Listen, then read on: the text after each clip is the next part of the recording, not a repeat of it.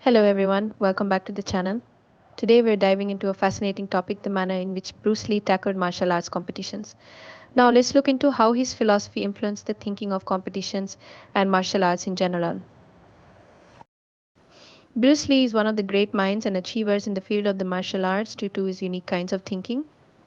Perhaps one of the most enigmatic fact about him is the fact that his defeat in the tournaments was one of the reasons that he held martial arts tournaments differently. Bruce Lee was different from many of the other martial artists of his time in that he did not view tournaments for what they are competitions but rather as a restriction to the application of martial arts. He thought that in most standard competitions, participants cared more about how they played than how well and how effectively they played.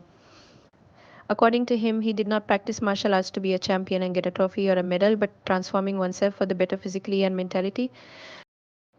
Bruce was into constant changing strategies and positions in combat. He thought that inherent strategies and determined processes of getting through different fighting styles and moves during the tournaments were too limiting, which were not suitable for combating in real life situations.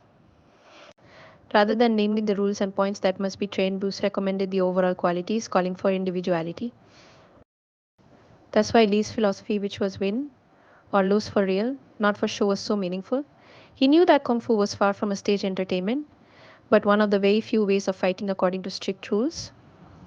So, to counter this, he founded the martial art of Jeet Kune Do, which was very focused on directness, efficiency, and fluidity, which this one didn't embrace, according to him.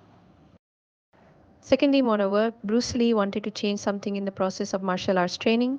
He argued that practitioners ought to be at liberty to run through several methods and approaches as opposed to specializing in one domain. It also encouraged the social presentation of self that is still important and enabled the expansion of skills about martial arts in general.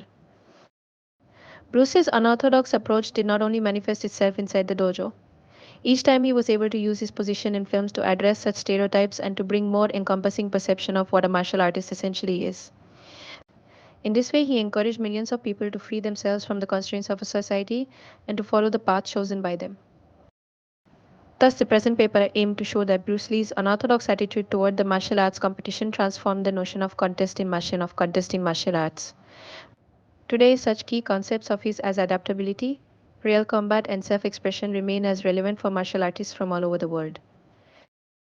If you enjoyed our discussion on Bruce Lee and his style of tournaments, then you should like this video, share it, and subscribe for more martial arts content.